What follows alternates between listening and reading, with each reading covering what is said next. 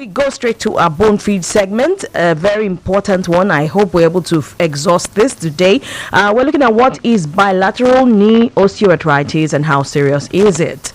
Bilateral knee osteoarthritis is a degenerative joint disease that affects both knees. Osteoarthritis, OA, is a type of arthritis that occurs when the cartilage on the ends of the bones wear down, causing the bones to rub against one another. Bilateral knee osteoarthritis can be a serious condition, especially if a person does not receive treatment. As the disease progresses, it can cause increasing pain, decreased mobility, and difficulty performing daily activities. In severe cases, it can even lead to disability. This abstract has come to you courtesy Medical News Today. But, of course, right here in the studio, Dr. Bone can help us to break it down. Arthritis, I will start like this. A young lady in her mid-20s came to me with severe low back pain. And she sits putting her hand behind and is in real pain. Wow. And I asked, she came with an MRI with her an X-ray. And I asked her, what was the report on the X-ray you didn't come with? She said lumbar spondylosis. Oh. And I said, what do you mean by spondylosis? She said she didn't know the meaning and she has not checked. Okay, let's take this. We have a call. Hello, good evening. Welcome to the show. Hello. We wonder what's going on. Yeah, with she the has lines. not checked, so I asked her to bring out her Android phone and we typed spondylosis, and she saw wear and tear of the vertebra or the cartilages of the spine. Oh wow. And I said, okay, have you heard of arthritis? She said yes. I said check. She checked arthritis, say inflammation of the joint. I said no, go to osteoarthritis. And she checked and they said degenerative wearing away of the cartilages and the joint. I told her, you are just 25 and somebody says you have a spondylosis. It's not a spondylosis. A spondylosis simply means arthritis of the back. Oh. Now, you can't tell a young chap that he has a spondylosis when he's not my grandmother's mate or my father's mate. So that was what I told her. Now you have an MRI. What is written in the MRI? And we saw a disc pathology. I tried to explain to her. Now, coming back to osteoarthritis. Arthritis, because there are several arthritis. There's a rheumatoid arthritis, there's a gouty arthritis, there are so many other arthritis, but osteoarthritis is a very degenerative changes that take place in the cartilages of the joints. They wear and tear over time as a result of 1, overuse, repeated overuse, 2, aging, 3, trauma in the past. So, and so many other things can also cause it.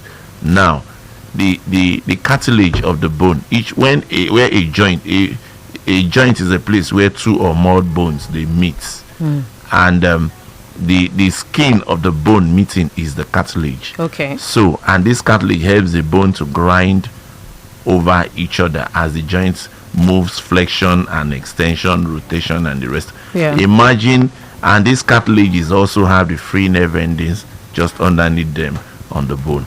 Imagine those cartilages wearing away and the bone is now grinding end to end. One, it's going to cause intense pain. It's going to cause redness. It's going to cause swelling. It's going to cause loss of function, the cardinal signs of inflammation. That is why the other definition was inflammatory changes in the joint. Now, for majority of us, we tend to say arthritis is commoner in the black race than the white race. It's commoner depending on the kind, is associated with the kind of food we eat. You know, the white man tells us we have everything. All the bad things is attributed to us. They have the better things, and that's not true. I don't believe that. That's not true. So now it's a process. It's a process. When you see X-ray findings and you ask the radiologist to describe whatever they are seeing that is arthritis, they tend to play safe. Now, arthritis has a mild, moderate, and severe. Okay. And it could have, the pain could be acute or chronic or acute on chronic. Now, most of the mild arthritis are seen, early changes in the joints are seen by the primary physicians, the general practitioners. And they keep these patients and they continue to give a lot of painkillers in different names. Now, majority of the... Hello? I may have to interrupt you, Doc. Hello, good evening. Welcome to the show. Hello? Yes. Hello, good evening. Good evening. Welcome. Yes. Your name and where you're calling us from, please. My name is Sharif from Ogun State. Okay. Go ahead. Talk to Dr. Bone. Thank you for calling. Yes. I'm a singer, but I need help. Yeah, he's singer. Okay, with your songs. Yes. Okay. I think so call us back. I've never seen money for studio. Okay. So you will call back after this show is over. That's at 7 o'clock, and then you can talk to the producers. Thank you for calling, Sherry from Ogun State. So the those with the mild osteoarthritis are seen with the primary physicians and the general practitioners. By the time they get to moderate, they are still seen tossed from one private hospital to another general hospital. By the time they start developing deformity, that is the severe state of osteoarthritis. Now you see that you've seen patients walking on bone, crepitations and the rest of them. They still continue to bear because we as Africans, we have high pain threshold. So, but by the time the legs start getting bow leg or K leg, then they start coming to the hospital. That is when the primary physician, the GPs, realize that no, you need to see the orthopedic surgeon. At that stage is a joint replacement. Wow. This is not the stage where you inject anything into the joint, or when you give just NSAID. This is a stage where you need to fix the joint to become painless. That is where we see the knee replacement, the hip replacement. If the appropriate things were done, moreover, if the general practitioners refer all these mild arthritis to the orthopedic surgeon, he will be overwhelmed, because our doctor to patient ratio in this country is very on the patient load is very high compared to the doctor. So and a word of caution, please, steroids are not injected into any of the weight bearing joint, the hip or the knee. The only place we get steroid in is in the shoulder. Okay. So by way of caution, the general practitioners should know that if you inject steroids into the knee, you catapult a mild osteoarthritis to a severe from stage 1 to stage 3. Wow. Then knee replacement starts. And you don't expect me, when you come to me, I will tell you that it is that doctor that caused it. It's not impossible. Yeah. Do you understand? Yes. So we should tread with caution. Yeah.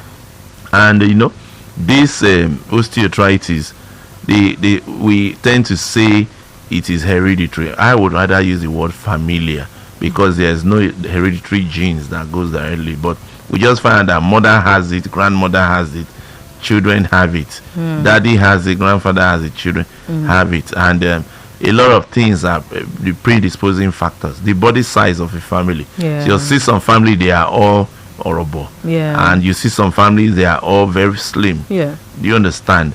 If you have, if you're on the big side, there's a tendency that your joints will be carrying bigger weights than the person that is Slimmer. So it becomes familiar. Also, the kind of food we eat in the family, you're grown with one particular kind of food. Your mother cooks the soup in this way, or the beans in this way, and you grew up to teach your children.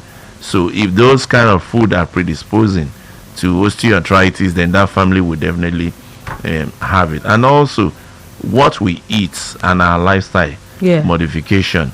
I have somebody says I work as a call officer, and when I sit down I could sit at 8, and the next time I get up is 5. That is very unhealthy for the joints, for the spine. You don't do that be conscious that every 2 hours you get up and move around. Yeah. No matter the crowd waiting for you, your health first, because the moment you go down, you're replaced immediately. That's the truth. That's the truth. So we should also now think of imbibing exercise. Active aging reduces all the signs and symptoms of wear and tear.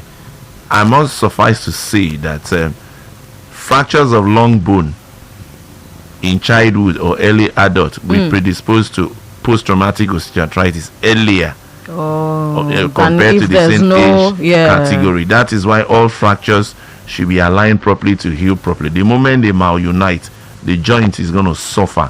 The joint below or the joint above. If you break the leg, you talk of the knee and the ankle. If you break the thigh, you talk of the knee and the hip. So that is the type of, we call the post-traumatic osteoarthritis. And it's an illness that's come to stay with us, has no cure, but we must manage it properly. Nobody wants to bear pain. Yes, indeed. Thank you so much for that education, Doctor. I have learnt a lot. I want to believe that our listeners too are learning a lot. While we await your calls, let me just repeat the lines again that you can call: 080-6152-7292. You can also call us on 080-5622-7730, and finally you can call us on 090-6000-3352. Let's move on.